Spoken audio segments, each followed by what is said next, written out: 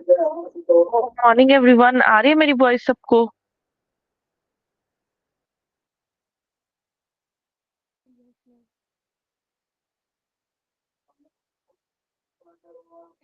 कल जेमन वाली असाइनमेंट कर रहे थे, उसके फर्स्ट 15 क्वेश्चन हो गए थे। नेक्स्ट करते हैं अभी हम।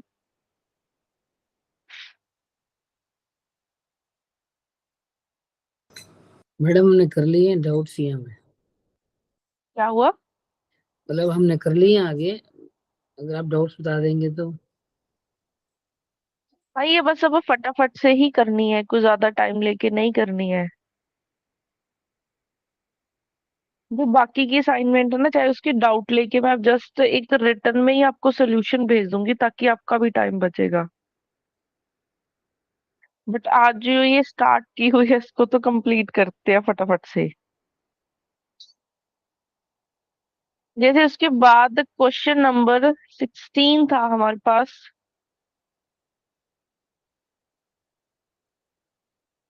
क्वेश्चन नंबर 16, अपनी असाइनमेंट ओपन कर लो जल्दी से सारे, रीमन वाली असाइनमेंट है।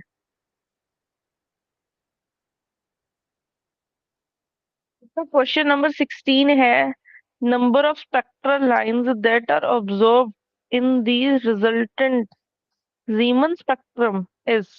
तो हमारे पास क्वेश्चन नंबर 16 और 17 की स्टेटमेंट वही सेम है कि in the presence of a weak magnetic field atomic hydrogen undergoes the transition.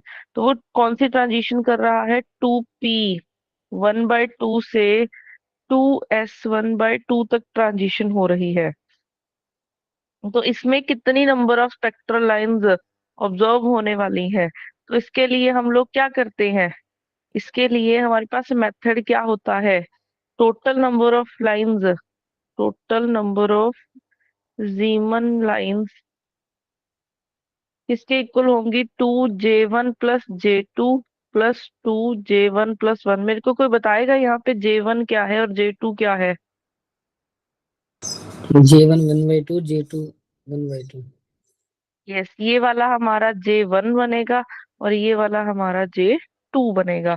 तो J1 की वैल्यू भी 1/2 है, J2 की वैल्यू भी 1/2 है। तो अब यहाँ से हम वैल्यू सब्स्टिट्यूट कर लेते हैं। 1/2 + 1/2 + 2 × 1/2 + 1।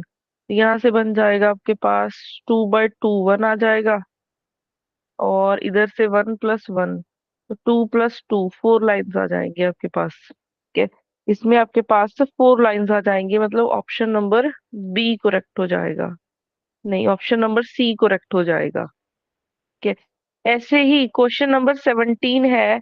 क्वेश्चन नंबर 17 में उन्होंने क्या पूछा है? The spectral line corresponding to the transition. उन्होंने क्या बोला? एक ट्रांजिशन दे रखी है आपको, 2p 1/2। जब वो mj 1/2 से कहाँ तक जा रहे हैं?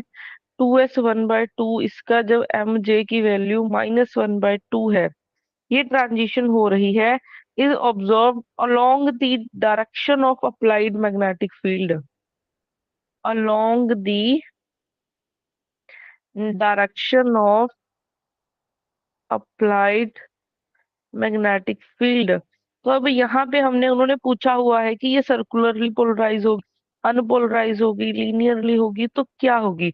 इसके लिए सबसे पहले आपको डेल्टा एमजे का चेंज देखना है। डेल्टा एमजे का अगर आप चेंज देखोगे, ये क्या बनने वाला है? Ma'am delta directly MJ. नहीं रहेगा, आपने बोला था कि जैसे पैरेलल टू मैग्नेटिक फील्ड जो है वो सिग्मा लाइंस होती हैं यस, वैसे भी कर सकते हो।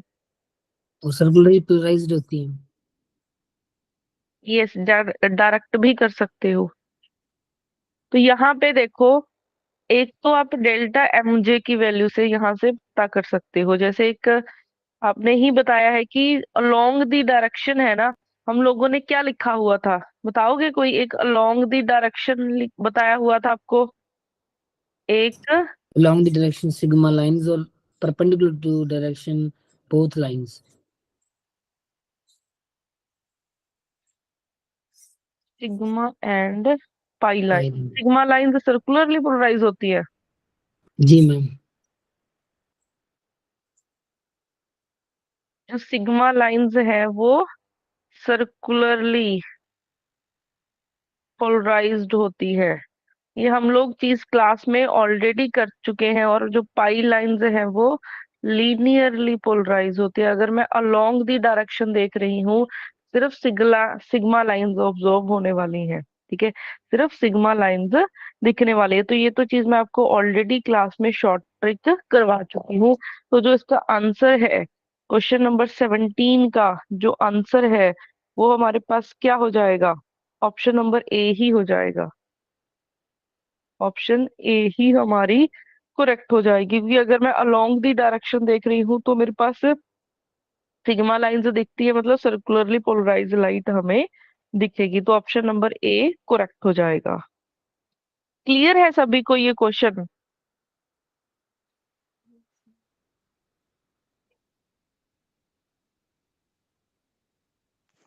Yes ma'am. इसके बाद नेक्स्ट क्वेश्चन नंबर 18 है।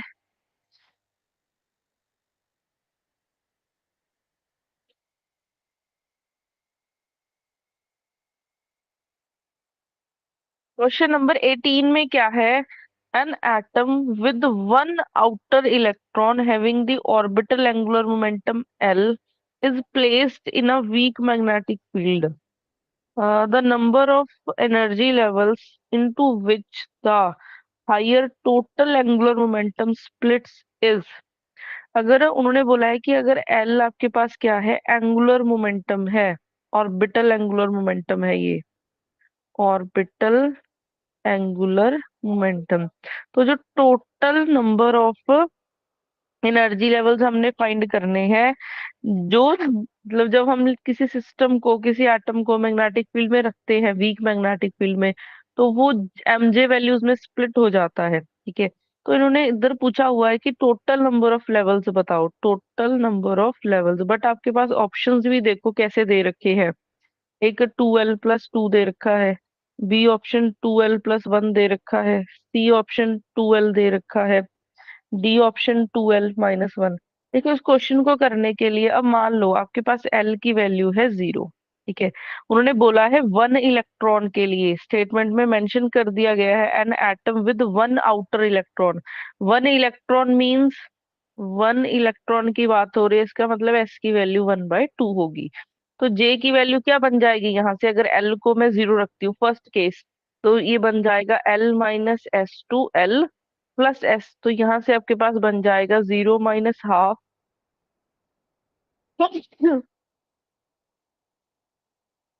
0 - ½ to 0 + ½ तो जे की वैल्यू आपकी बन गई हाफ। जे की वैल्यू आपकी बन गई हाफ। तो यहाँ से टोटल नंबर ऑफ लेवल्स कितने बन जाएंगे? 2J+1। ठीक है, मतलब आपके पास टोटल लेवल्स कितने बन जाएंगे? 2 × ½ + 1, 2 लेवल्स आ जाएंगे। ठीक है, आपके पास क्या आ जाएंगे? 2 लेवल्स आ जाएंगे। तो मैं इसी चीज को थोड़ा सा देखते हैं, एक दो और करते हैं। अगर मैं एल की वैल्यू 1 रखती हूँ, एस की वैल्यू हाफ ही है। ठीक है, तो जे की वैल्यू आपकी L-S to L+S तक जाएगी। तो यहाँ से जे की वैल्यू एक 1/2 आ जाएगी, एक 3/2 आ जाएगी। तो अगर 1/2 आया तो आपके पास कितने लेवल्स आएंगे? 1/2 आया तो आपके पास लेवल्स आएंगे, लाइक इसमें आ जाएगा 2 × ½ + 1, तो इसमें आ जाएंगे 2 लेवल्स। इसमें देखोगे तो 4 लेवल्स। अगर हम इसको थोड़ा सा देखें ऑप्शन से मैच करके, जैसे मैं ऑप्शन नंबर ए को ही देखूं, ऑप्शन नंबर ए को देखूं, अगर आपके पास एल की वैल्यू 0 है, अगर एल की वैल्यू 0 रखते हो, तो आपके पास क्या बनेगा? एल की वैल्यू 0 रखोगे तो टोटल कितने बनेंगे? 2 लेवल्स आ रहे हैं, और हमारे पास भी 2 लेवल्स ही आ रहे हैं जब एल की वैल्यू 0 है। अगर मैं एल की वैल्यू 1 रखती हूँ तो टोटल 6 लेवल्स आ रहे हैं। अगर मैं एल की वैल्यू 1 रखती हूँ, ठीक है, तो आपके पास कितने लेवल्स आएंगे? 4 लेवल्स। एक मिनट। मैडम डायरेक्टली हो जाएगा ना, जैसे हम लेते हैं कि L+L-1 to L+1/2, L-1/2 to L+1/2 general, अगर एल ही लेते हैं तो नंबर ऑफ स्टेट्स हम हम्म, मैक्सिमम लेंगे 2 × L+1/2 + 1, 2 2J+1 लगाया मैंने। जैसे मर्जी कर सकते हो, वैसे आप यहीं से भी अंदाजा लगा सकते हो, क्योंकि हम लोग वन इलेक्ट्रॉन सिस्टम की बात कर रहे हैं ना। तो L0 से ही यहाँ से अंदाजा लग जाएगा कि किसमें नंबर ऑफ लेवल्स आएंगे, तो इसका आंसर 2L+2 ही आएगा। ठीक है, तो इसका आंसर है वो 2L+2 ही निकल के आएगा। क्लियर हुआ है ये क्वेश्चन सभी को कि नहीं?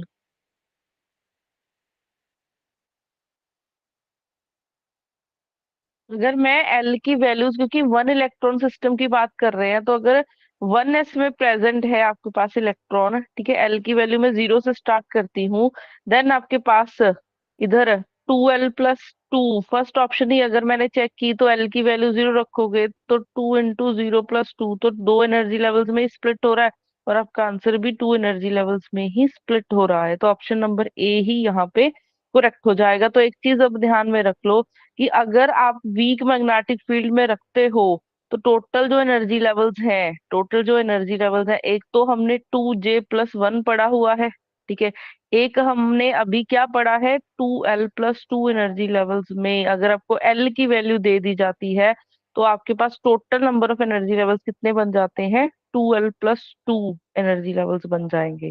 ठीक है, 2L+2 एनर्जी लेवल्स बन जाएंगे। इस क्वेश्चन में किसी को कोई डाउट हो, अदरवाइज मैं रिपीट कर देती हूँ अगर नहीं समझ में आया।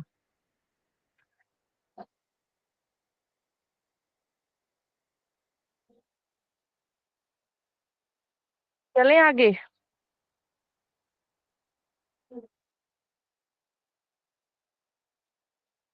उसके बाद क्वेश्चन नंबर 19 आता है। क्वेश्चन नंबर 19 में क्या है, in the normal Zeeman effect experiment spectral splitting of line at the wavelength, आपको वेवलेंथ दे रखी है, वेवलेंथ की value 643.8 nanometre, to the transition, transition दे रखी है 1D2251P1। The spectrometer has the resolution of 0.01 nanometre, एक रेजोल्यूशन दे रखी है, रेजोल्यूशन आपको कितनी दे रखी है, 0.01 nanometre. The minimum magnetic field needed to observe this, minimum magnetic field उन्होंने पूछी है स्पेक्ट्रम को ऑब्जर्व करने के लिए। अब यहाँ पे एक चीज याद रखो, रेजोल्यूशन का मतलब क्या है, delta lambda. Resolution, yes, resolution का मतलब है आपको डेल्टा लैम्डा की वैल्यू गिवन, मतलब डेल्टा लैम्डा की वैल्यू गिवन है। अब यूनिट से पता चल जाएगा, ठीक है, रेजोल्यूशन जरूरी नहीं है कि आपको वेवलेंथ मतलब डेल्टा लैम्डा ही गिवन हो, डेल्टा ई भी दे सकते हैं, डेल्टा न्यू बार भी दे सकते हैं, मतलब in terms of wave number भी दे सकते हैं, वो सब कुछ आपको यूनिट से पता चलेगा। यहाँ पे नैनोमीटर लेंथ की यूनिट है, मतलब वेवलेंथ डेल्टा लैम्डा गिवन होगा, तो हमें ये सारी चीजें गिवन है। अब डेल्टा लैम्डा की वैल्यू बताओगे कोई, कल भी हम कर चुके हैं ऐसा question. Delta lambda is equal to mu B B lambda square upon H C, directly आ जाएगा 0.52 tesla. Mu lambda B B square, lambda square by H C. जी, बस वैल्यू पुट म्यू करनी है, बी इज इक्वल टू 0.52 आ जाएगा।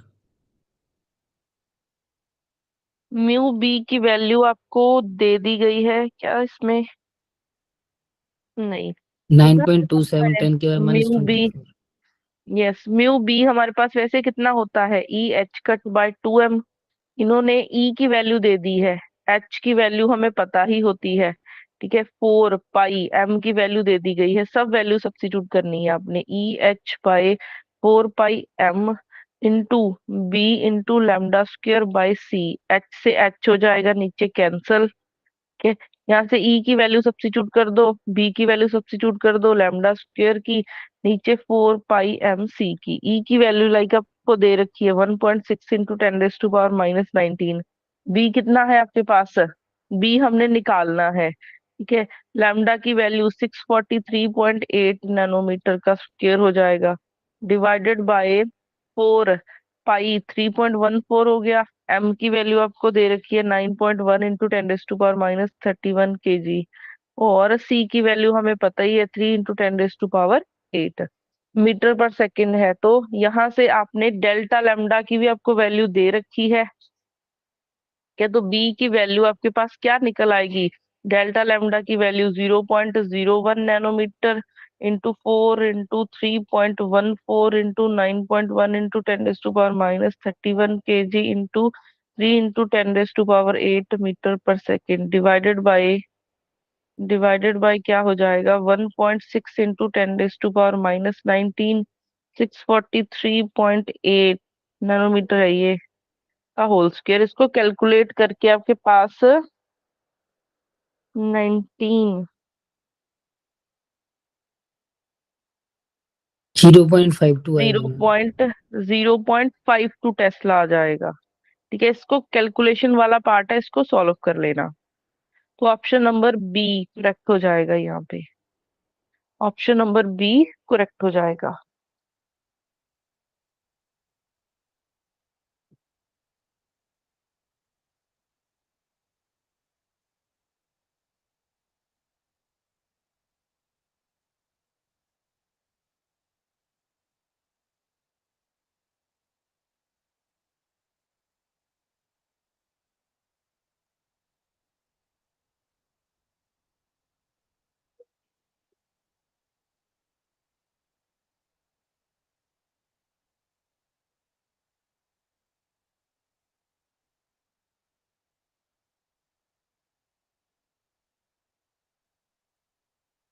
उसके बाद आ जाता है next question number 20। Question number 20 में क्या है, when a pure element is vaporized and placed in a uniform magnetic field B, it is seen that a particular spectral line of wavelength 1 corresponding to a J1 से लेके J0 तक transition हो रही है, get split into the three components। ठीक है, three components में split होता है वो। It follows that the ji factor for the transition J1 से लेके J0 तक इज गिवन बाय। तो इसको कैसे सॉल्व करोगे आप। मैडम मैंने इसमें डायरेक्टली फॉर्मूला यूज किया है, E is equal to G mj μ b b। तो फिर डेल्टा ई निकाल लिया, SCy λ² इंटू डेल्टा लैम्डा। देखो उन्होंने अभी हमसे जी फैक्टर पूछ लिया, अब जी फैक्टर हमने सिर्फ इसी फॉर्मूले में किया हुआ है और मैंने कोई फॉर्मूला ही नहीं किया, ठीक है, जिसमें जी फैक्टर आ रहा हो। तो यहाँ से अब हमने अगर डेल्टा की फॉर्म में देखे, क्योंकि इधर सब डेल्टा की फॉर्म में है ना, तो delta E is equal to क्या हो जाएगा, G J delta M G mu B B. अब हम लोग जब ट्रांजिशंस करते हैं तो उसमें क्या होता है, डेल्टा एम जे की वैल्यू, ट्रांजिशन रूल क्या होता है, डेल्टा एम जे की वैल्यू या तो 0 होती है या फिर होती है +-1। ठीक है, ये फॉर्मूला हमने किया है, मैंने डेल्टा की फॉर्म में लिखा है। तो delta M J selection rule क्या बोलता है कि या तो 0 होगी वैल्यू या +-1। तो 0 तो किसी ऑप्शन में है ही नहीं, तो हम +-1 लेके चलेंगे। तो डेल्टा ई की वैल्यू मैग्नीट्यूड ले लो, -1 भी हट जाएगा तो ये बन जाएगा। ठीक है, और डेल्टा ई को मैं क्या लिख सकती हूँ, ई को मैं लिख सकती हूँ एच न्यू। ठीक है, और ये डेल्टा ई लिखना है तो एच डेल्टा न्यू। हमने कल किया था ना, न्यू को हमने C/λ लिखा था, ये सबको पता है। डेल्टा न्यू करोगे तो -C/λ² इंटू डेल्टा लैम्डा आ जाएगा, ये भी हम लोग कल कर चुके हैं। ये वाली वैल्यू ऊपर सब्स्टिट्यूट करोगे तो डेल्टा ई आ जाएगा आपके पास। मैग्नीट्यूड फॉर्म में लिख रही हूँ HC λ² इंटू डेल्टा लैम्डा, ये बन जाएगी वैल्यू। यही वाली वैल्यू आपने इधर सब्स्टिट्यूट कर देनी है। तो HC/λ² into delta lambda is equal to G J mu B B. तो यहाँ से जी फैक्टर की वैल्यू आपके पास क्या बन जाएगी, HC into delta lambda by λ² into mu B B, ये वाली चीज बन जाएगी। मैम किसी ऑप्शन में ना λ² होना चाहिए, मतलब ये गलत लग रहा है ऑप्शन जो है। अगर डी ऑप्शन में λ² आना चाहिए एक्चुअली नीचे। ये ना गलत है, ये मेंशन गलत किया हुआ है इन्होंने, ये मेंशन गलत किया हुआ है इन्होंने। हाँ मतलब डी ये ऑप्शन जो में है, λ² आएगा। यस, ये जो चीज है ना, ये जो हमने निकाला है ये करेक्ट ऑप्शन है, मतलब करेक्ट आंसर है।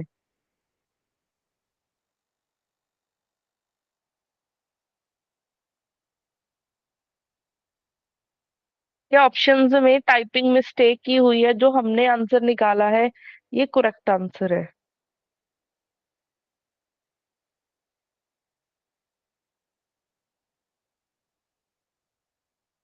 उसके बाद कर दूं, नेक्स्ट स्लाइड लिख लिया है सबने?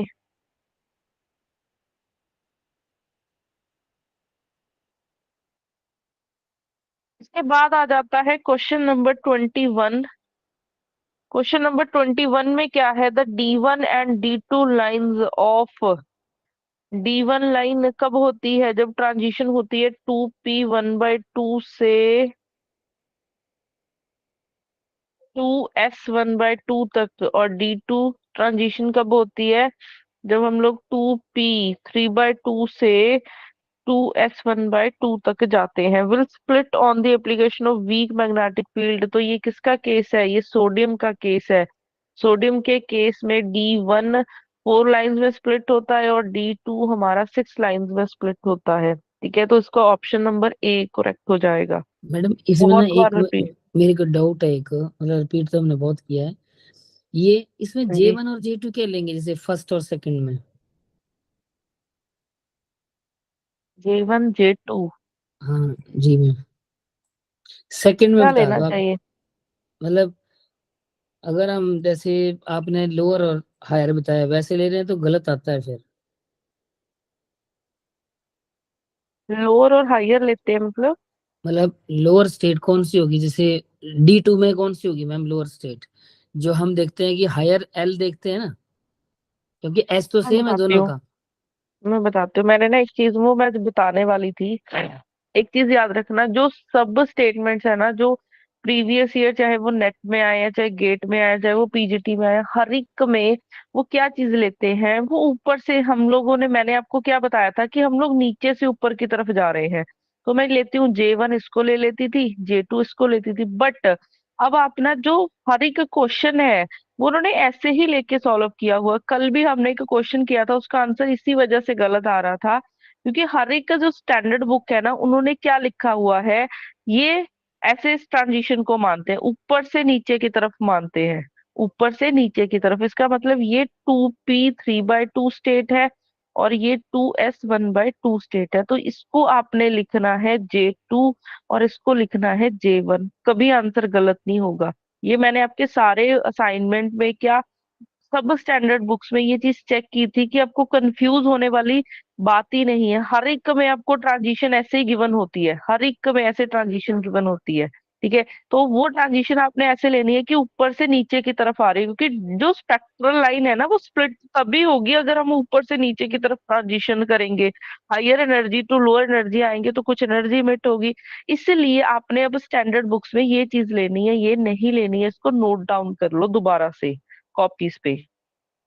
जो कल वाला क्वेश्चन किया था उससे भी फिर आंसर सही आ जाएगा। बट तो मैम फिर मैम हमें वो मैम फॉर्मूलाज देखने की जरूरत नहीं है ना, फिर एल और एस की वैल्यूज।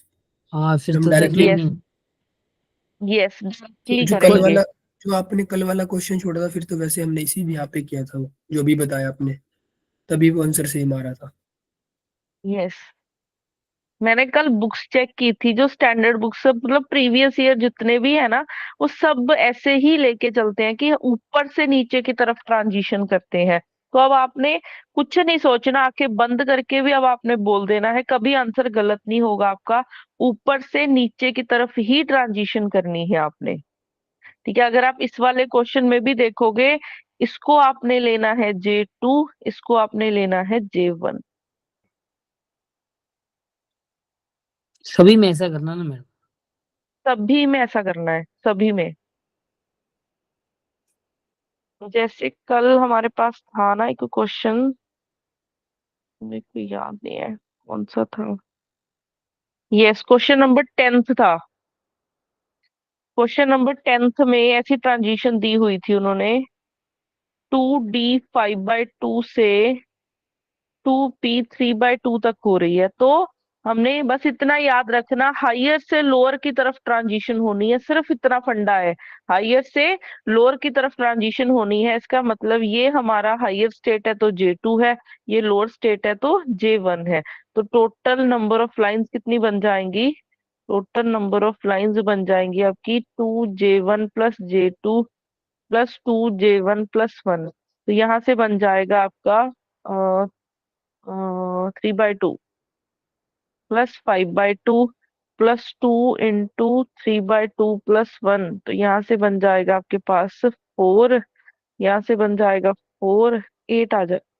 एक मिनट, मैंने कुछ गलत लिखा है क्या?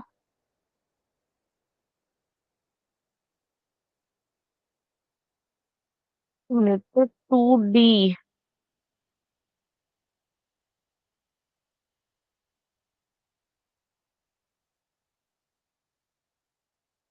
5/2 8। अच्छा ठीक है, मैं सोच रही 4 + 4 कर दिया, 12 आएगा इसका आंसर।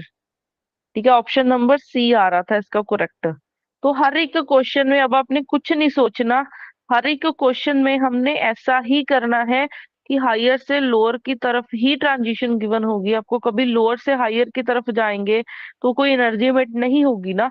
तो स्पेक्ट्रम तब शो होता है जब हम लोग हायर से लोअर की तरफ आते हैं। तो इस चीज को अब लिख लो कॉपीज पे, ठीक है? जो भी आपने पीछे किया है उसके साथ ये वाली चीज मेंशन कर लेना।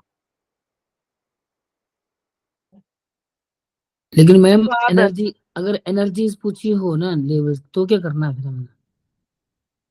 जैसे एनर्जी पूछी किसकी बड़ी, किसकी ज्यादा है और किसकी कम फिर है, तो आपको अपना ही मेथड लगाना है जो हमने बताया हुआ है मैंने। तो फिर उसमें तो फिर मतलब जो डी वाला है वो लोअर स्टेट आएगा और पी वाला हायर आएगा ना। हम्म। अगर एनर्जी पूछिए फिर आप अपना ही मेथड लगाओगे।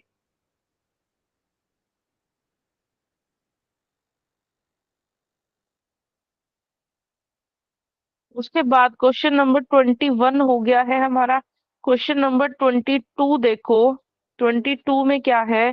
इन Zeeman effect a spectral line upon the application of magnetic field split into more than 3 components because of energy level split into 2J + 1 in the magnetic field delta Mj is equal to 0 and ±1 no longer holds variation of Landé G factor from one level to another। कौन सा होगा इसमें से option? Question number 22 का किया है किसी ने?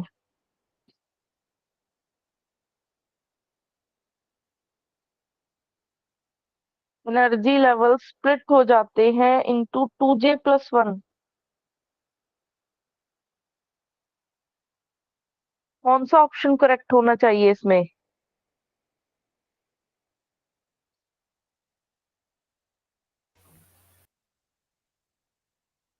कर लो रीड, रीड जी जल्दी की से। वैल्यू जी की वैल्यू चेंज हो जाती है वैसे, आई थिंक।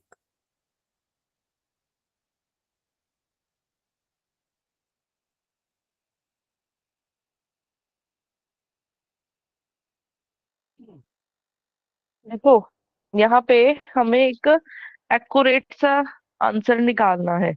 जैसे मैं इसके ऑप्शंस लिख देती हूँ। फर्स्ट ऑप्शन दे रखा है कि जो energy levels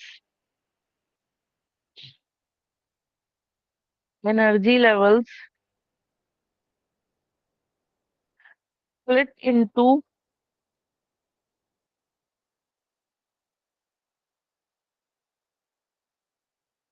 into two J plus one levels.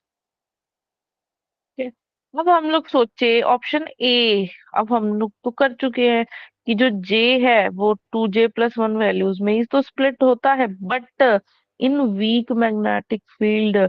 यहाँ पे इन्होंने मेंशन किया हुआ है आपको कि वीक मैग्नेटिक फील्ड है या स्ट्रॉन्ग है। वीक मैग्नेटिक फील्ड के लिए तो ये रिजल्ट सही है, बट स्ट्रॉन्ग मैग्नेटिक फील्ड के लिए 2J + 1 में स्प्लिट नहीं होता है, क्योंकि उसमें तो जे ही नहीं होता, क्योंकि उसमें एलएस कपलिंग ब्रेक हो जाती है। तो ये ऑप्शन ए करेक्ट नहीं हो सकता, क्योंकि ये स्ट्रॉन्ग मैग्नेटिक फील्ड के लिए रिजल्ट सही नहीं है। ठीक है, अगर हम लोग बात करते हैं बी की, इसमें क्या है? In magnetic field delta M J 0 plus minus 1 no longer hold, ये भी गलत है। ये तो होल्ड करता ही है। ठीक है, चाहे आप स्ट्रॉन्ग की बात करो चाहे आप वीक की बात करो। ठीक है, तो ये वाला चीज भी आपकी इनकरेक्ट है। Option number C, variation of Lande's G factor from one level to another level, from one level to another level, ये ऑप्शन सही हो सकता है। क्योंकि मान लो आपके पास एक स्टेट है डेल्टा टू ई एस की वन बात बाई की है ना टू मैम। यस, एक 2p1/2 है। तो इसके लिए जी की वैल्यू कुछ और आएगी, इसके लिए जी की वैल्यू कुछ और आएगी, इसका मतलब वेरिएशन होती है। तो ऑप्शन नंबर सी हमारा क्या हो जाएगा, करेक्ट हो जाएगा। ठीक है, डी तो करेक्ट हो ही नहीं सकता क्योंकि सी करेक्ट हो चुका है। इस क्वेश्चन में डाउट हो किसी को?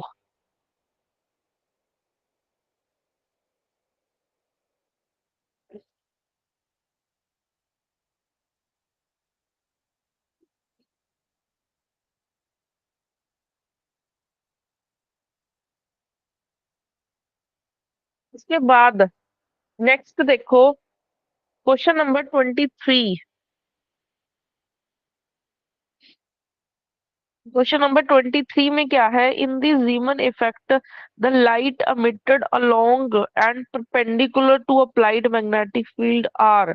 अगर हम लोग along दी फील्ड देखते हैं, लॉन्ग दी फील्ड देखते हैं, तो हमारे पास कौन सी होती है, सर्कुलरली पोलराइज लाइट निकलती है। जी मैम। ठीक है, सर्कुलरली पोलराइज लाइट निकलेगी। अगर हम लोग परपेंडिकुलर टू दी बी देखते हैं, देन हमारे पास सर्कुलर एंड लीनियरली पोलराइज्ड होती है मैम, दोनों ही। कौन सी, perpendicular to magnetic field.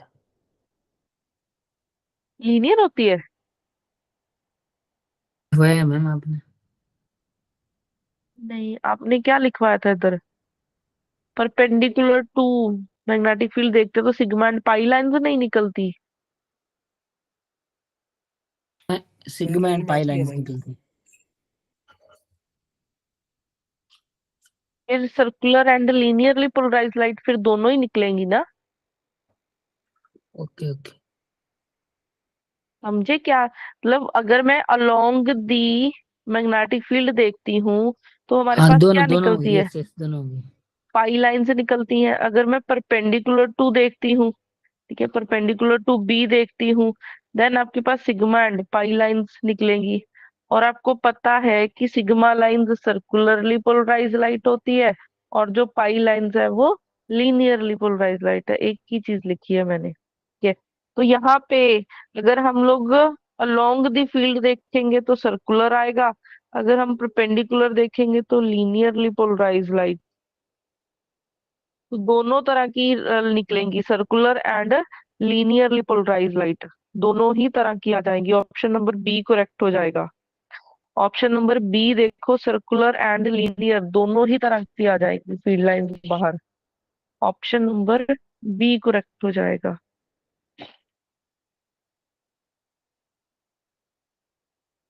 Option number B correct हो जाएगा।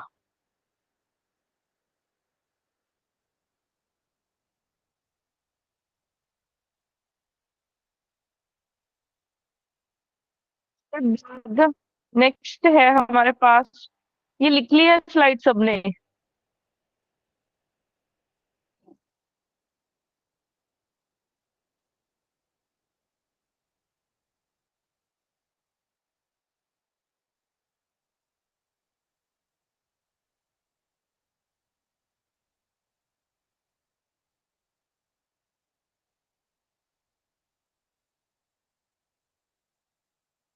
इसके बाद आता है question number 24। In the normal Zeeman effect experiment using a magnetic field of strength, B की वैल्यू दे रखी है आपको 0.3 tesla, the splitting between the ma'am वो ये कंपोनेंट। क्वेश्चन आपने 3-4 बार करवा दिया अभी, मतलब delta lambda is equal to mu B upon mu B upon S C into lambda square. Splitting between the components of a 660 nanometer spectral line is, splitting मतलब वही हमने डेल्टा लैम्डा निकालना है। लैम्डा की वैल्यू आपको दे रखी है 660 नैनोमीटर। तो यहाँ से हमारे पास अब तो आपको ये पता ही चल गया होगा, याद ही हो गया होगा फॉर्मूला। म्यू बी पता है, बी पता है, एच पता है, सी पता है, लैम्डा पता है, डेल्टा लैम्डा की वैल्यू निकाल लेना। कितनी आई है वैल्यू अगर किसी ने सिक्स कैलकुलेट पॉइंट की है? वन 6.1 पाइकोमीटर। 1 पिकोमीटर ये आ जाएगा। मतलब ऑप्शन नंबर डी करेक्ट हो जाएगा। इसको सभी कैलकुलेट कर लेना जिसने नहीं किया है ये।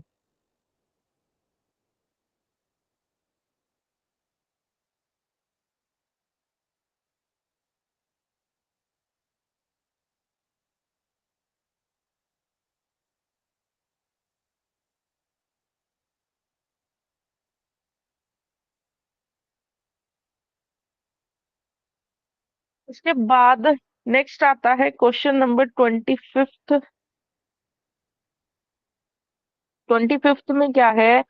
N atomic spectral line is observed to split into 9 components due to Siemens shift if the upper state of ये शायद मेरे को लगता है कल भी किया था हमने ऐसा क्वेश्चन। अगर अपर स्टेट उन्होंने दे रखी है 3D2 है और लोअर स्टेट हमें फाइंड करनी है, बट उन्होंने बोला है कि जो टोटल नंबर ऑफ जीमन कंपोनेंट्स है वो 9 है। जीमन कंपोनेंट्स वो हमें कितने दे रखे हैं? 9। और वैसे होते क्या है? 2J1 + J2 + 2J1 + 1।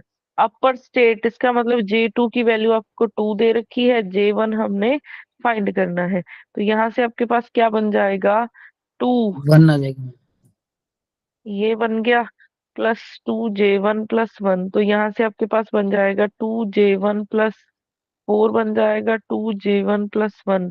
तो यहाँ से बन गया 4J1 + 5। 9 - 5 = 4J1। ये बन गया आपका 4। तो J1 की वैल्यू यहाँ पे आ गई है 1।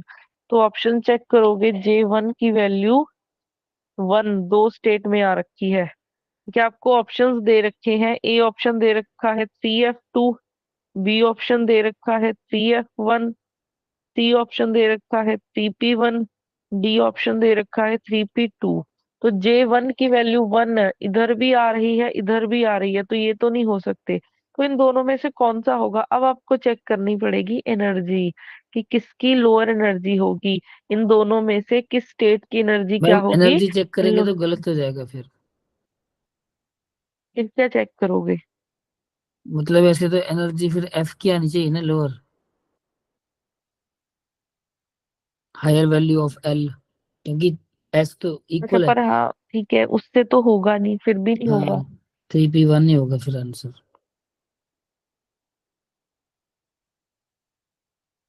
3P1 कैसे लिखा आपने आंसर? तो मैम जैसे आपने बोला ना अभी कि हायर और लोअर माननी है, पीछे भी हम जैसे वही प्रॉब्लम हो रही है यहाँ पे। अगर हम हायर एल लेके चलते हैं तो फिर बी आंसर बनेगा। और जैसे आपने पीछे बताया ना कि सभी स्टैंडर्ड बुक में ऐसे किया हुआ, तो उसके अकॉर्डिंग आंसर 3P1 बनना चाहिए। सेम मेथड, आपने जो मेथड है ना वो सेम ही रखना है कि हम लोग हायर से लोअर की तरफ आ रहे हैं। सब में हायर से लोअर की तरफ आ रहे हैं। हमने जितनी भी प्रॉब्लम्स की है ना, ऊपर वाले की एनर्जी हायर मतलब लोएस्ट होती है और नीचे वाले की क्या होती है? हाईएस्ट एनर्जी होती है। तो उसी के अकॉर्डिंग आपके पास दो एनर्जी लेवल्स है। तो इसकी अब आपने देखनी है कि किसकी हाईएस्ट एनर्जी होगी।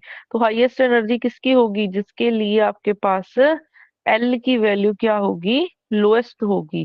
ठीक है, जिस हाईएस्ट एनर्जी किसकी होगी? जिसकी एल की वैल्यू क्या होने वाली है? लोएस्ट। क्योंकि जे भी सेम हो गया, एल एस की वैल्यू भी सेम होगी, तो यही बचेगा आपके पास।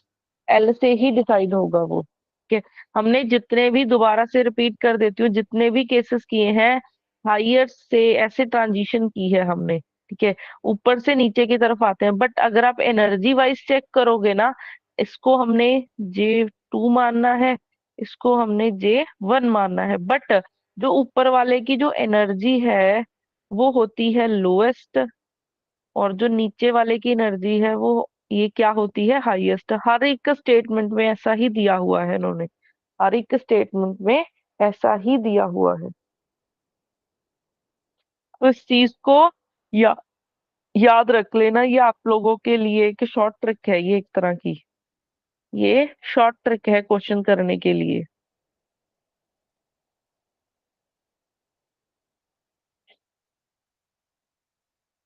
उसके बाद नेक्स्ट आ जाता है क्वेश्चन नंबर।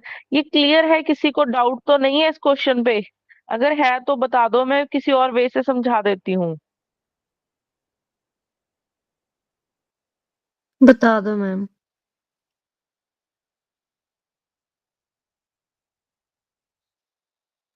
तो यहाँ पे देखो, सबसे पहली चीज कि अपने माइंड में क्या बिठाना है कि हम लोग जो भी ट्रांजिशन गिवन होती है ना, वो ऊपर से नीचे की तरफ गिवन होती है।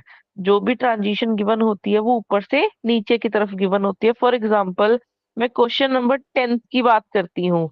क्वेश्चन नंबर 10th किया था हमने। क्वेश्चन नंबर 10th में क्या था? 2D 5/2 से 2P 3/2 तक ट्रांजिशन थी। अगर हम लोग अपने बेसिक मेथड से देखें, ये ऊपर वाला हायर स्टेट है, नीचे वाली लोअर स्टेट है, तो ऐसे हो रही है ट्रांजिशन।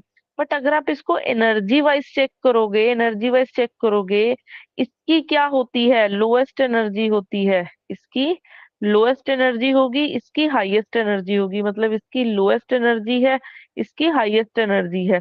तो हर एक केस में आपको ऐसा ही गिवन होता है।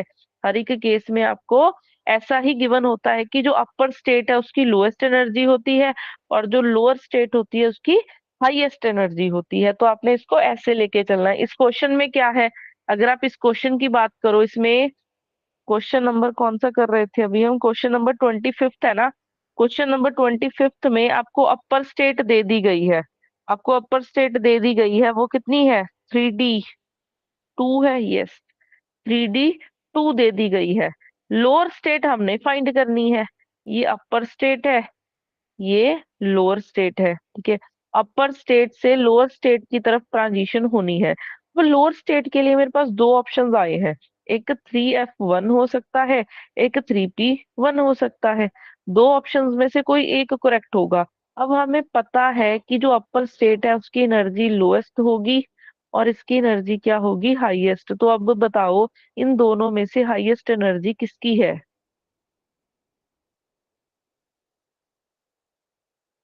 बोलो, इन दोनों में से हाईएस्ट एनर्जी किसकी है?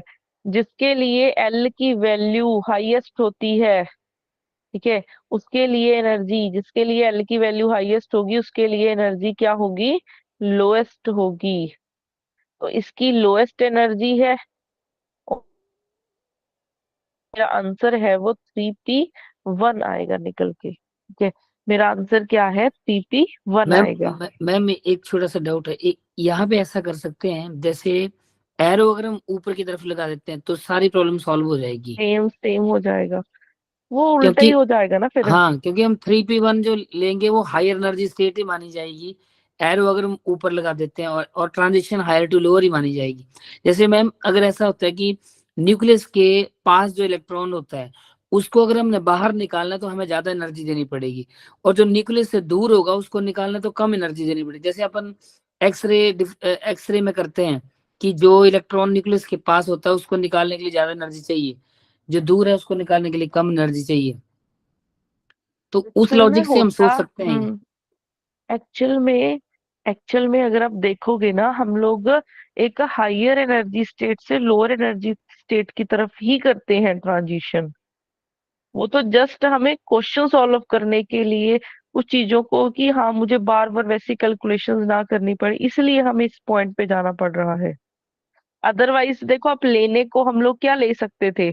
एक तो हमने ये लिखा है ना कि ऊपर वाले को मैं J2 लिखूंगी, नीचे वाले को J1 लिखूंगी, जब हम टोटल नंबर ऑफ निकालेंगे। या फिर अगर मैं ऊपर से नीचे की तरफ कर रही हूँ, मैं नीचे वाले को J2 लिख लेती हूँ, ऊपर वाले को J1 कर दूं, तब भी तो आंसर सेम ही आ जाएगा, तब भी कोई दिक्कत नहीं आएगी। वो तो कोई एक चीज को लेके चल पड़ो और फिर उसी से सब कुछ काम करना है आपने। मतलब मैं कई बुक्स में मैंने देखा एरो ना ऊपर लगाया हुआ है इन्होंने, मतलब 3P1 को नीचे लिखा है और 3D2 को ऊपर लिखा है और एरो ऊपर की तरफ लगाया है। अगर एरो ऊपर की तरफ लगा है ना, सब कुछ उल्टा कर देंगे, रिजल्ट तो फिर भी सेम आएगा। हाँ मतलब वो ठीक, वो भी ठीक है, वो हाँ, higher to lower transition energy wise. Yes, जैसे मर्जी कर सकते हैं।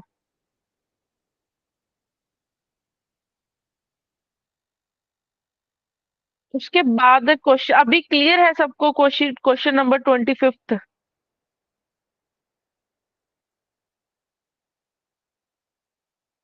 उसके बाद नेक्स्ट आ जाता है question number 26।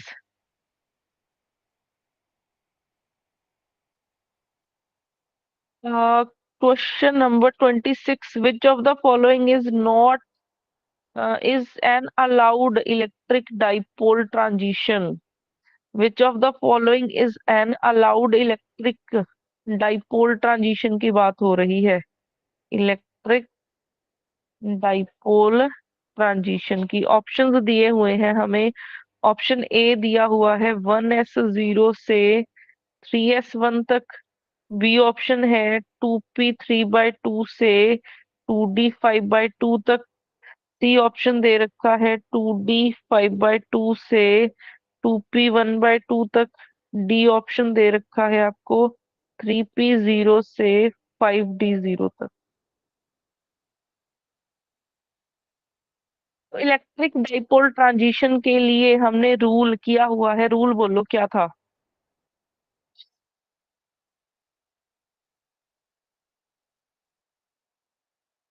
Delta M J is equal to 0, +1 is 1। Delta M is equal delta M J,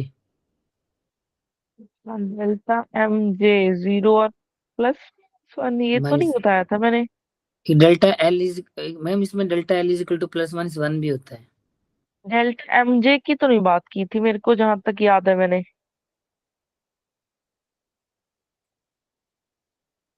delta J की वैल्यू 0 और +-1 थी। डेल्टा डेल्टा के एल की value plus delta minus L one की वैल्यू +-1 थी, ये बताया था आपको रूल।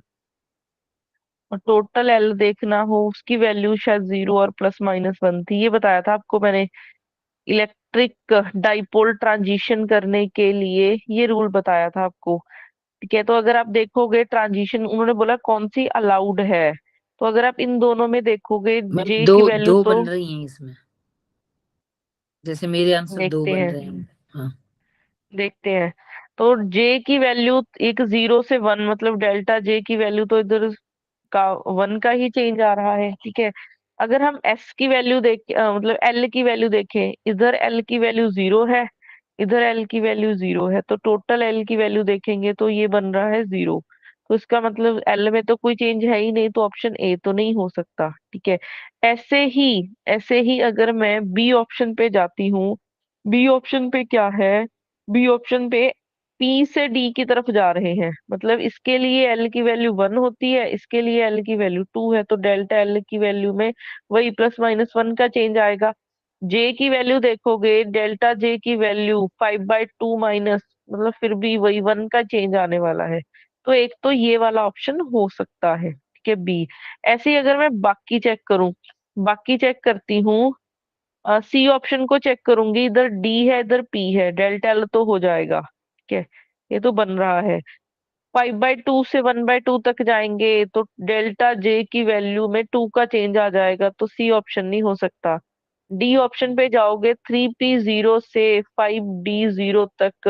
तो अब यहाँ से अगर आप देखोगे, एल की वैल्यू 0, एल की वैल्यू 1 है, एल की वैल्यू 2 है, तो डेल्टा एल की वैल्यू वही +-1 आ रहा है। जे की वैल्यू 0 है, इधर भी जे की वैल्यू 0 है, तो डेल्टा जे में क्या आ रहा है? 0 का चेंज आ रहा है। ठीक है, डेल्टा जे में 0 का चेंज आ रहा है, बट एक यहाँ पे इम्पोर्टेंट पॉइंट है कि 0 to 0 ट्रांजिशन पॉसिबल ही नहीं होती है। 0 to 0 ट्रांजिशन पॉसिबल नहीं होती है, इसलिए डी ऑप्शन भी निग्लेक्ट हो जाएगा। तो ऑप्शन बी ही बचेगा, ऑप्शन बी ही यहाँ पे बचेगा। तो यही दो गलती कर ऑप्शंस रहा है। इसलिए, यस, ये गलती कर रहे थे आप, 0 to 0 ट्रांजिशन पॉसिबल नहीं होती है। ये इन 3 पॉइंट्स के साथ लिख लो कि 0 to 0 ट्रांजिशन पॉसिबल नहीं है, इसलिए ऑप्शन नंबर बी हमारा क्या हो जाएगा? करेक्ट हो जाएगा।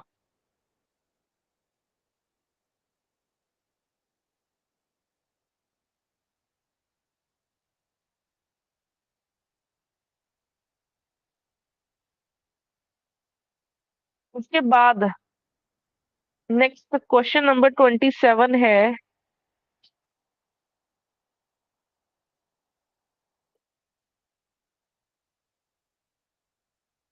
ये तो डायरेक्ट ही याद करना पड़ेगा। जो क्वेश्चन नंबर 27 है ना, वो आपको डायरेक्ट ही याद करना पड़ेगा।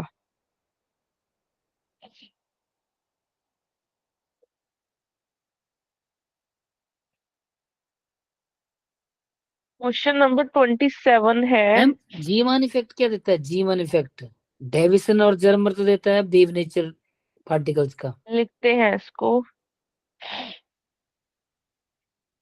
जीमन इफेक्ट हो गया। ऐसे आपके पास दे रखे हैं, ये आपको डायरेक्ट ही याद करना है कि कौन सा एक्सपेरिमेंट हमें क्या बताता है।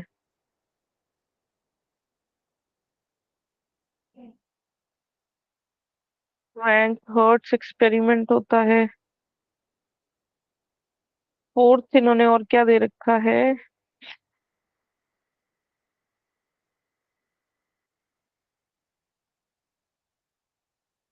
स्पेलिंग गलत हो गए।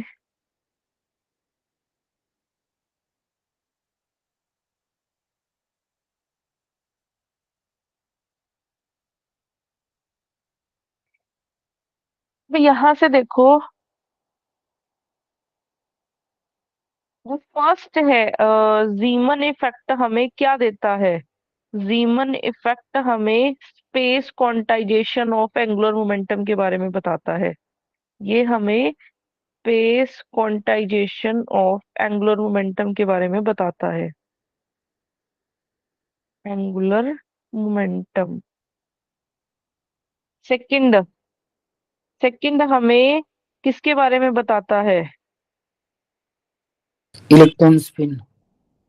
Yes, existence of electron spin. ये हमें इलेक्ट्रॉन स्पिन के बारे में बताता है।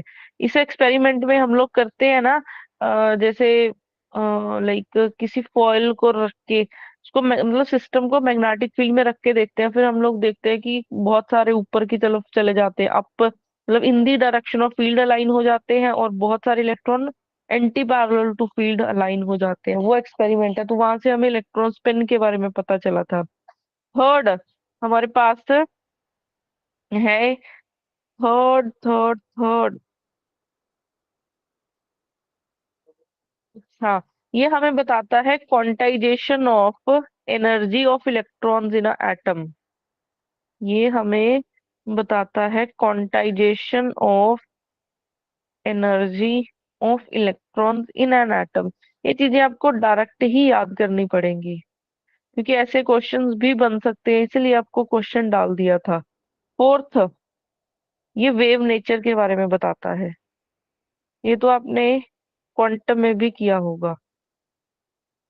तो ये 4 एक्सपेरिमेंट्स हैं जो हमें क्या क्या बताते हैं, ये डायरेक्ट लर्न करना है आपको। डायरेक्ट लर्न करना है। वैसे इसका ऑप्शन नंबर सी करेक्ट था।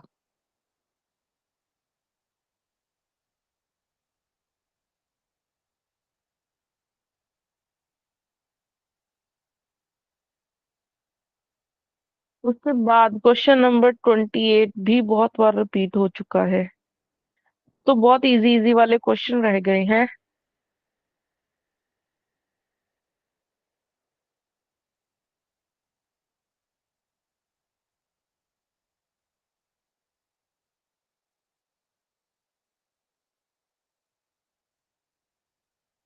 ये लिख लिया सबने? कर दूं next slide?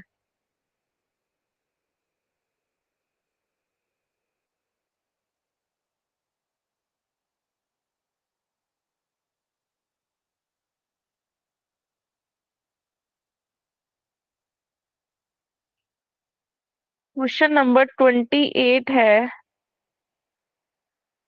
N atom in its single state को मैग्नेटिक फील्ड में रखा गया, the Zeeman splitting of its spectral line, मतलब डेल्टा लैम्डा की वैल्यू आपको दे रखी है 0.03 नैनोमीटर, लैम्डा की वैल्यू दे रखी है 650 नैनोमीटर, मैग्नेटिक फील्ड की स्ट्रेंथ पूछी है। ऐसा क्वेश्चन हम ऊपर कर चुके हैं।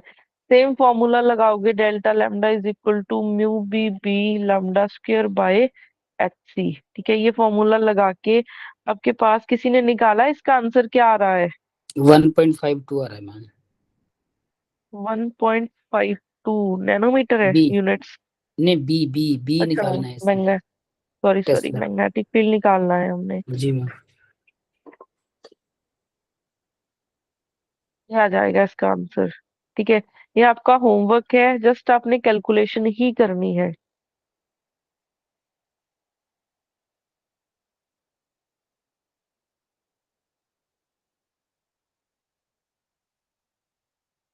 इसके बाद नेक्स्ट आ जाता है क्वेश्चन नंबर 29।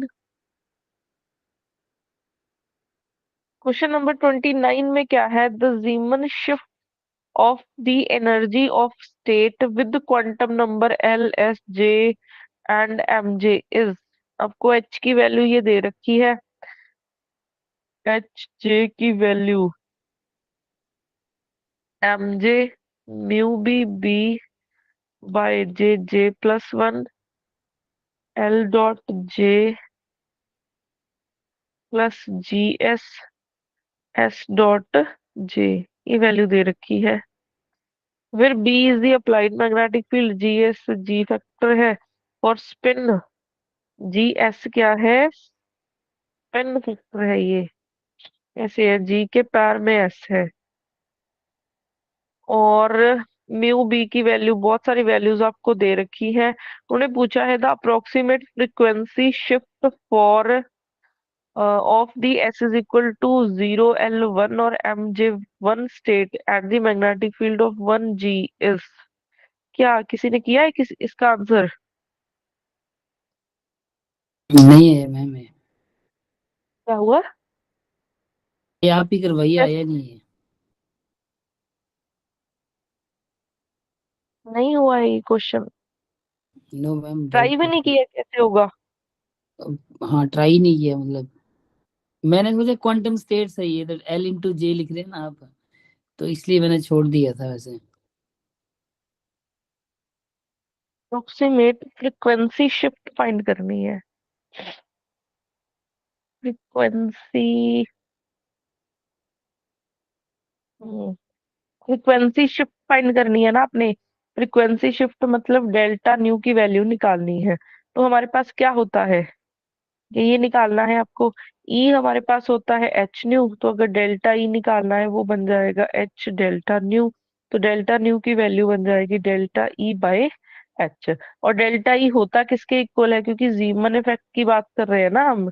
जीमन इफेक्ट में हमारे पास जो डेल्टा ई की वैल्यू है वो होती है डेल्टा एम जे जी जे म्यू बी बी। ठीक है, तो अब यहाँ से आपके पास क्योंकि ये जो वैल्यू हो जाता है इसकी वैल्यू जीरो होती है जब प्लस माइनस वन, तो जीरो हम लेके नहीं चलते, प्लस माइनस वन लेके चलते हैं। तो यहाँ से डेल्टा ई की वैल्यू बन गई G J mu B B. ये बन जाएगा आपका G J mu B B by H. तो डेल्टा न्यू की वैल्यू आपकी इतनी आ गई है। ठीक है, इतनी आ गई है। अब यहाँ पे जी जे जी फैक्टर की वैल्यू हम लोग निकाल सकते हैं, आपको वैल्यूज दे रखी हैं। जी फैक्टर की वैल्यू हम लोग निकाल सकते हैं। जी फैक्टर की वैल्यू कैसे निकालेंगे?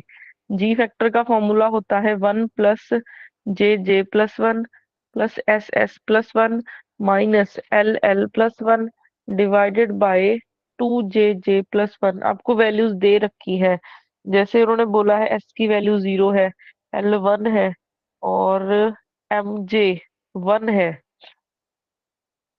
एम जे 1,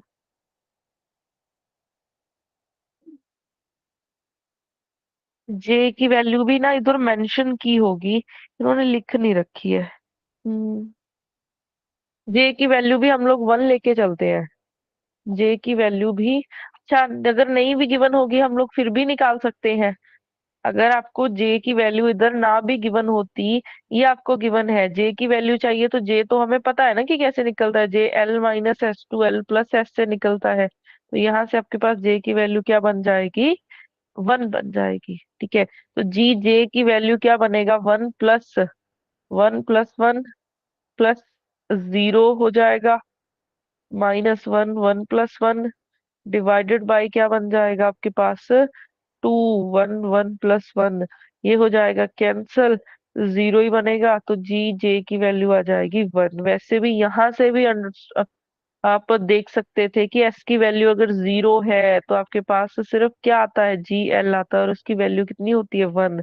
तो जहां जहां टाइम बचा सकते हो बचाओ, ये कॉन्सेप्ट हम ऑलरेडी कर चुके हैं। जहां पे एस की वैल्यू 0 है, जी जे की वैल्यू आप डायरेक्टली क्या लिख सकते हो, 1 लिख सकते हो।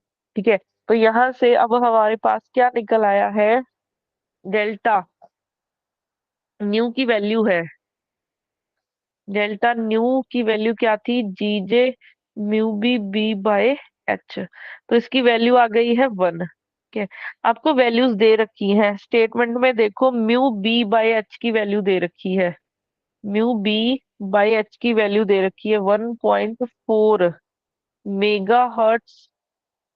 ठीक है, ये दे रखा है आपको, तो यहाँ से आपने वैल्यू सब्स्टिट्यूट कर दी 1.4 मेगा हर्ट्स।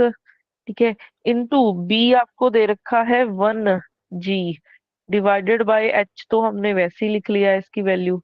तो यहाँ से आपके पास डेल्टा न्यू की वैल्यू डायरेक्टली 1.4 मेगा हर्ट्स आ रहा है, यही लिखा हुआ है आंसर 29 का बी। यस, यही बनेगा। इसमें क्या आ रहा था दिक्कत की सॉल्व नहीं किया आपने, जब ट्राई ही नहीं किया मैडम कभी। मैंने सोचा कि एच जेड टोटल एनर्जी के हिसाब से चलना है ऐसे, जो गिवन है। हैमिल्टोनियन है वो तो हैमिल्टोनियन दिया हुआ है। हाँ, वो मैंने गलती कर दी, मतलब मैं उसको एनर्जी ले रहा था M J mu B B upon J into J plus one, उसको देख के तो गलत आ रहा था फिर। ऑप्शन बी करेक्ट हो जाएगा।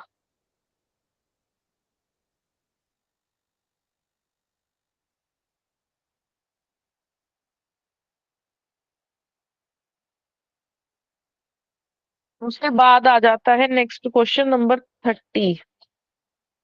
मैम वैसे अगर ये जो हमें गिवन है इसके अकॉर्डिंग एनर्जी लें तो भी यही आएगी मेरे ख्याल से। अब जी, वो एक्सपेक्टेशन वैल्यू दे रखी है ना, तो एक्सपेक्टेशन वैल्यू में जाना ही क्यों है, हमने डेरिवेशन नहीं की है ना, हमने डायरेक्ट ये वाली वैल्यू निकाली है।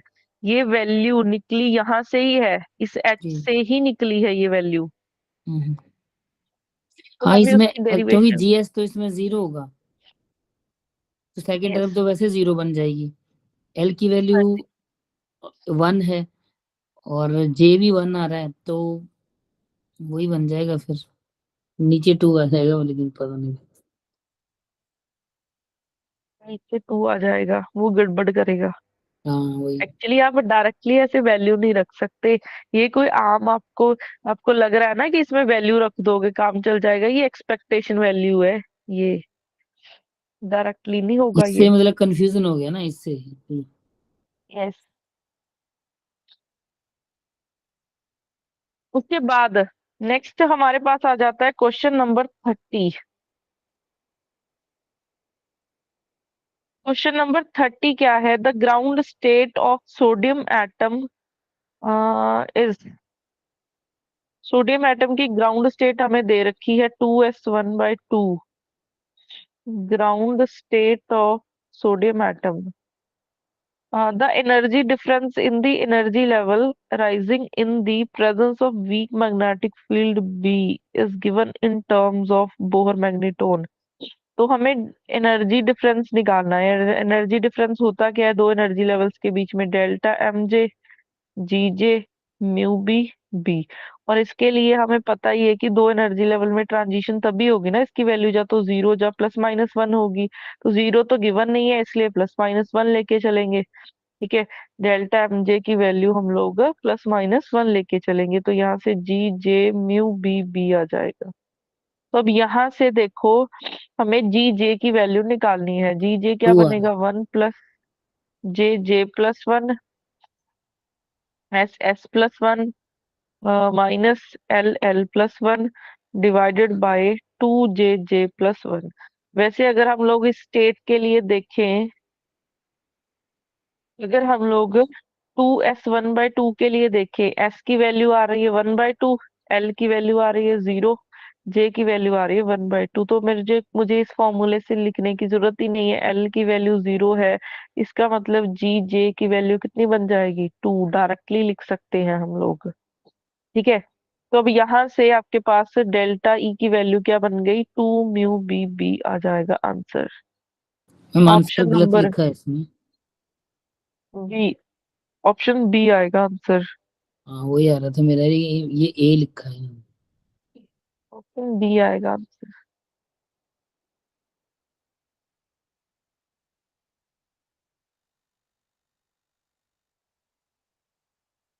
अगला तो उसके जी बाद इस निकालना 3/2। यस, वही उसके बाद सॉल्व। नेक्स्ट आ जाता है क्वेश्चन नंबर 31। 31 में क्या है, आपको जी फैक्टर की वैल्यू निकालनी है। आपको L1 दे रखा है, J2 दे रखा है, S1 दे रखा है। तो यहाँ से जी जे की वैल्यू बन जाएगी 1 + J J+1, S S+1 -L L+1 divided by 2 J J+1। तो वैल्यू सब्स्टिट्यूट करोगे, 1 + 2 2 + 1, 1 1 + 1 -1 1 + 1 डिवाइडेड बाय 2 × 2 2 + 1। यहाँ से आ जाएगा आपके पास, ये हो जाएगा कैंसल। 1 + 2 × 3 6 डिवाइडेड बाय 4 × 3 12 बन जाएगा। तो 1/2, तो जी जे की वैल्यू बन जाएगी 3/, ये आ जाएगा, मतलब ऑप्शन नंबर डी करेक्ट हो जाएगा।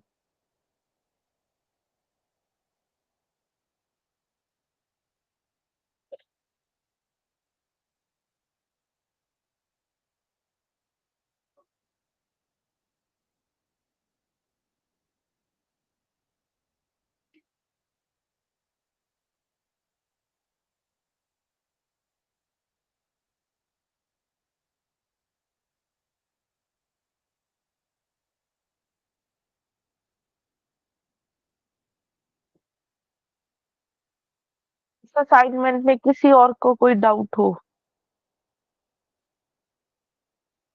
मैंने एक और असाइनमेंट भेजी हुई थी, उसमें है थोड़े से क्वेश्चन थे, 10 12।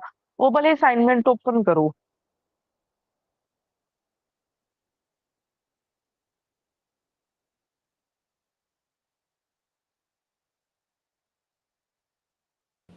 मैडम आप भेज देंगे एक बार?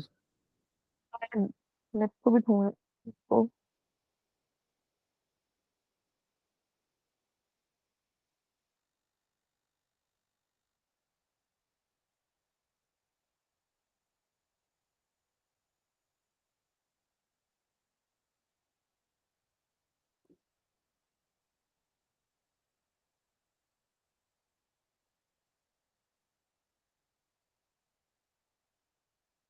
वीडियो भेजती हूँ मैं।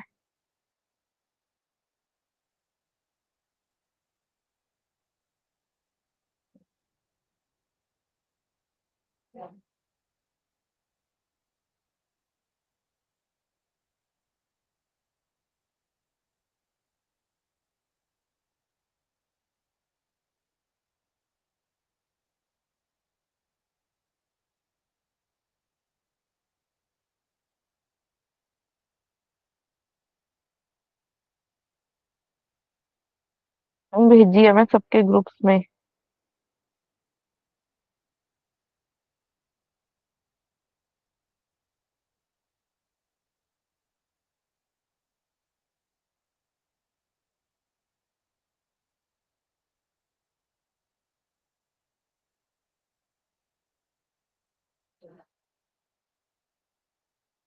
ये वाले की है किसी ने असाइनमेंट सॉल्व?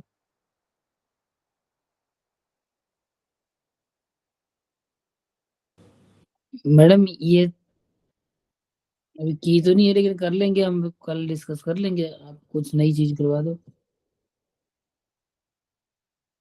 तो क्या आधी तो एटॉमिक ही है इसमें, मतलब वो किसी ने भी एटम नहीं के की है अभी क्वेश्चन। तक ये कंप्लीट उसकी असाइनमेंट है ये।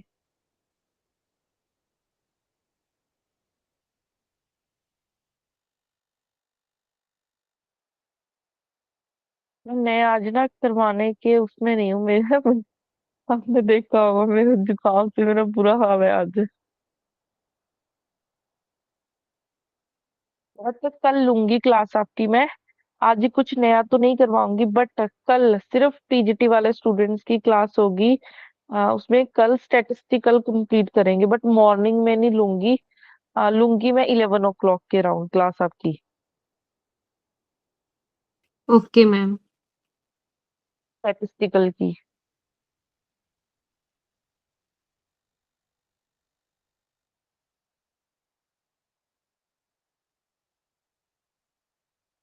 किसी मैम और को ईडी ईडी की प्रैक्टिस कब करवाएंगे मैम? क्योंकि ईडी के नेक्स्ट क्वेश्चन वीक बहुत से, आते हैं। नेक्स्ट वीक से, नेक्स्ट वीक से दोपहर में जो था ना 1:30 बजे वाली टाइमिंग, उस पे आ जाएंगे। ठीक है। Yes ma'am. मैम इसके कितने लेक्चर बचे एटॉमिक के? एटॉमिक का सिर्फ एक ही टॉपिक बचता है, स्टार्क इफेक्ट वाला। ठीक है, एक आपको जस्ट मेरा 10-15 मिनट का टॉपिक है अल्कलाइन अर्थ मेटल्स के लिए, वो बताना है स्पेक्ट्रा। और को कुछ भी नहीं बचा है, बाकी तो असाइनमेंट्स बची हैं। एक वाइब्रेशनल और रोटेशनल वाली सॉल्व करवानी है, और कुछ भी नहीं बचा है इसमें।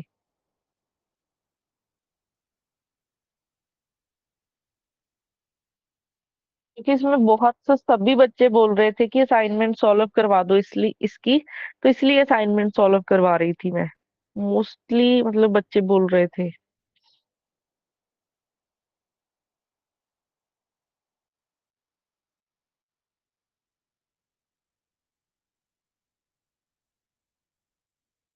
बाकी हम लोग कल पीजीटी वाले स्टूडेंट्स ही कल की क्लास अटेंड करेंगे।